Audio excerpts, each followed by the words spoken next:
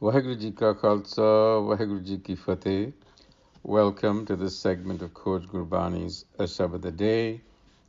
Our recitation today is the sixth pauri or step of the War in Rag Maj with a prologue by Mahalla Pehla. Salok Mahalla Pehla. Je ratte lagge kapde, ਜੇ ਰਤ ਲੱਗੇ ਕੱਪੜੇ ਜਾਮਾ ਹੋਏ ਪਲੀਤ ਜੋ ਰਤ ਪੀਵੇ ਮਾਨਸਾ ਤਿਨ ਕਿਉਂ ਨਿਰਮਲ ਚੀਤ ਨਾਨਕ ਨਾ ਖੁਦਾਏ ਕਾ ਦਿਲ ਹੱਛੈ ਮੁਖ ਲੇਹੋ ਅਵਰ ਦਿਵਾਜੇ ਦੁਨੀ ਕੇ ਝੂਠੇ ਅਮਲ ਕਰੇ ਹੋ ਮਹੱਲਾ ਪਹਿਲਾ ਜਾਂ ਹਉ ਨਾਹੀ ਤਾਂ ਕਿਆ ਆਖਾਂ ਕਿਹੋ ਨਾਹੀ ਕਿਆ ਹੋਵਾਂ ਕੀਤਾ ਕਰਨਾ ਕਹਿਆ ਕਥਨਾ ਭਰਿਆ ਭਰ ਭਰ ਧੋਵਾਂ ਆਪ ਨਾ ਬੁੱਝਾਂ ਲੋਕ ਬੁਝਾਈ ਐਸਾ ਆਗੂ ਹੋਵਾਂ ਨਾਨਕ ਅੰਧਾ ਹੋਏ ਕੇ ਦੱਸੇ ਰਾਹੇ ਸਬਸ ਮੁਹਾਏ ਸਾਥੈ ਅੱਗੇ ਗਿਆ ਮੂਹੇ ਮੂਹ ਪਾਹੇ ਸੋ ਐਸਾ ਆਗੂ ਜਾਪੇ ਪੌੜੀ ਮਹਾ ਰੁੱਤੀ ਸਭ ਤੂੰ ਘੜੀ ਮੂਰਤ ਵਿਚਾਰਾ ਤੂੰ ਗਣਤੈ ਕਿਨੇ ਨਾ ਪਾਇਓ ਸੱਚੇ ਅਲਖ ਅਪਾਰਾ ਪੜਿਆ ਮੂਰਖ ਆਖੀਐ ਜਿਸ ਲਬ ਲੋਭ ਅਹੰਕਾਰਾ ਨਾਉ ਪੜੀਐ ਨਾਉ ਬੁਝੀਐ ਗੁਰਮਤੀ ਵਿਚਾਰਾ ਗੁਰਮਤੀ ਨਾਮ ਧਨ ਖੱਟਿਆ ਭਗਤੀ ਪਰੇ ਭੰਡਾਰਾ ਨਿਰਮਲ ਨਾਮ ਮੰਨਿਆ ਦਰ ਸੱਚੈ ਸਚਿਆਰਾ ਜਿਸ ਦਾ ਜੀਉ ਪ੍ਰਾਣ ਹੈ ਅੰਤਰ ਜੋਤ ਅਪਾਰਾ ਸੱਚਾ ਸਾਹੁ ਇੱਕ ਤੂੰ ਹੋਰ ਜਗਤ Vanjara Now the theme continues from the previous passage. Here is Guru Nanak, the iconoclastic Guru Nanak, unsparing in his criticism of the hypocrisy of the religious elite, comparing them to blood-sucking creatures, Rat Pive Manasa, who make a show of their religiosity. Avar divaje tuni ke chuthe amal kare ho. And here in the first verse, he specifically picks on the hypocrisy of calling a menstruating woman polluted, but at the same time, a corrupt and exploitative religious leader is seen as a paragon of virtue. So he says, je rad lage kapda jamma hoye paleet. When a cloth or a garment is blood-stained, here clearly pointing to a woman who's menstruating, we consider that person polluted because that was the general practice and perhaps still is. This notion of pollution and purity runs deep within the Indian thought process. So a woman who is menstruating and probably stains her garment, as happens, is considered polluted. So she is forbidden from performing certain religious tasks or practices, also perhaps not allowed into the kitchen. That's the kind of thought process Guru Nanak is questioning. He says, while this is a natural function, we call it polluted, and yet, jo rat pive manasa, blood-sucking, people who suck the blood of humans, tin kyon nirmal chit, how can we call their minds unblemished? And then he goes on to explain what we really have to do, which is Nanak, now Khudai ka, now here signifying divine virtues, qualities. So the development, self-development. Now Khudai ka, dil hacha mukh leho. So mukh leho is to speak, but we understand this to mean to express yourself. In other words, live your qualities, express your qualities with a clean and pure heart. That's where it's all about. And onwards, Mahalla Palla, again, have no pretensions. Jahan nahi ta kya akha? Guru Nanak here speaks about himself. Because I'm no one, what can I say? And since I'm no one, what can I be? Kya homa? And what exactly am I doing? This is a reflection on all of us.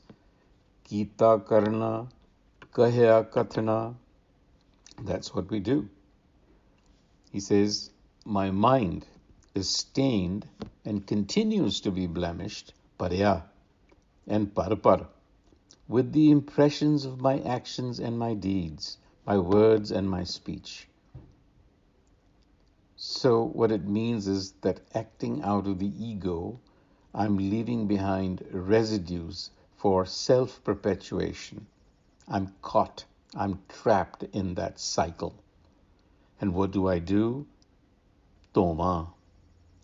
I wash it with the water of self-knowledge. In other words, I keep the mirror of my mind clean. So this is a caution against hypocrisy in real life, pretending to be what we are not. And then again, he turns back on the leaders, religious leaders, Agu. Aap na bujhan log bujain. I mean, if we are looking at a leader, if such a leader I am, he says, Aisa Agu homa, that I do not possess discernment myself, aap na bujhan. I'm completely oblivious about who I am, not at all in tune with myself, but at the same time, I claim to show others the way, log bujain. Then what kind of a situation is that? Says Nanak, it is like the blind showing everyone the way. Andha hoye ke dasse rahe. It's the blind leading the blind. Sabaz muhaye saath hai. What happens then? Such a leader misleads, robs the followers. In other words, he leads them into a ditch. Agge gaya muhe muhi paaye. Muhe muhi paaye, falling flat on your face. Such a leader, he says, will actually eventually, so aisa agu, agge gaya, eventually falls flat. In other words, is called out. And we see that occurring even in our times. Sooner or later, eventually, that hypocrisy comes out. It's discovered. And in the pauri, he goes on to say, to instruct us, rather, Maha Ruti Sab Tu Kadi Murat Vichara. Here he's listing the units of time. Maha, the 12 months of the calendar. Ruti, the seasons, all the seasons. And the Indians believe in 6 seasons. Kadi, an hour. Murat, a moment. So every moment, every hour, every season, every month. In other words, all the time. Sab tu vichara. Every moment my mind dwells in you. So what Guruji is saying is that our minds have to be centered in that self all the time. Tu gante kine na payo sache alakh apara. Here he's addressing that eternal one and saying, Sache, O eternal one, tu, you, are imperceptible, alakh, and boundless. And you are beyond any astrological calculations. Tu gante kine na payo. Here he's speaking on the practice of astrology, which is very prevalent in in India, even today. Palmistry, astrology, trying to predict the future, trying to calculate things. But Guruji is saying, O Eternal One, you are beyond these calculations. And now he comes to the learned, the scholars, the pundits, people who read the scriptures. He says, Padya Murakh Akhiye. So he's calling them fools. Why? Because they read the scripture but continue to be filled with lust, greed, and conceit. So Padya is a Murakh. Padya Murakh Akhiye. Why? Because jis lab lob ahankara. So he should be considered a fool, Guruji says. So what really has to be read? He's actually even saying the reading of scriptures is really a waste of time. What you have to be doing is now padhiye, now bujhiye, gurmati vichara. True learning is self-knowledge and the discernment of virtues. Now padhiye, now bujhiye. The cultivation of your own capacities, the reading of your own self. That is the scripture that you have to read. And that is possible when you adopt Gurumati. Through the wisdom of the Guru, you're able to read the scripture of your mind. So here is a hint to us that mere reading of scriptural texts and to continue to be filled with greed, with conceit, with anxieties should really fetch the label of being a fool. So let's avoid that kind of foolishness. And then he goes on to say, this naam, this self-knowledge, is a treasure. Gurmati naam tan khatya bhakti pare bandara. Bhakti Bhandara is a storehouse, and here is a reference to the mind. Bhakti Pare Bhandara, Bhakti Pare Bhandara. What he's saying is that the storehouse of the mind is filled with treasure. Pare Bhandara. And what treasure is that? It is self-knowledge, Nam Tan. And through devotion, Bhakti, to Gurmat, which is the wisdom of the Guru, is this treasure of self-realization earned. Khatya. Naam tan khatya bhakti pare bandara. Through devotion to Gurmat is the treasure of the self found in the storehouse of the mind. That is essentially the message here. Once the pristine knowledge of the self, Nirmal Naam, is absorbed and accepted, Manya, Nirmal Naam Manya, then Dar Sache, at the doorway or the threshold of the eternal, in other words, divine consciousness, one finds one true self. In other words, one's consciousness overcomes the constrictions of the ego and expands and becomes universal consciousness.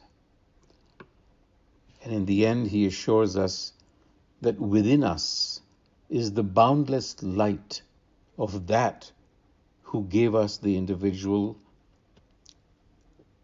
soul, the breath of life.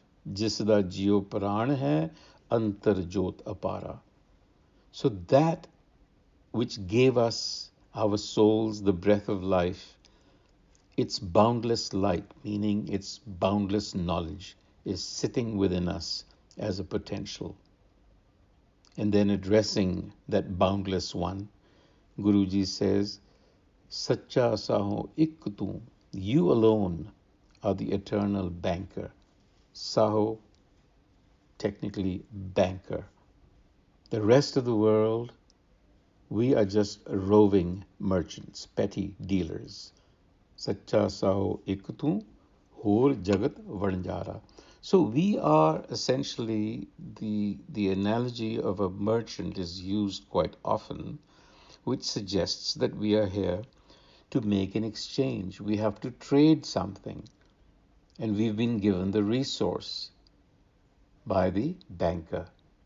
So go to the exchange and make that exchange. So the exchange is to give away your constricted, self-conceited awareness for universal awareness. Basically, understanding who you really are. Because right now, you're identified with the body, you think you're the body mind, but you don't realize that you're actually the self behind all of this. You're the self that is riding the body, that is using the body to experience this world of time and space.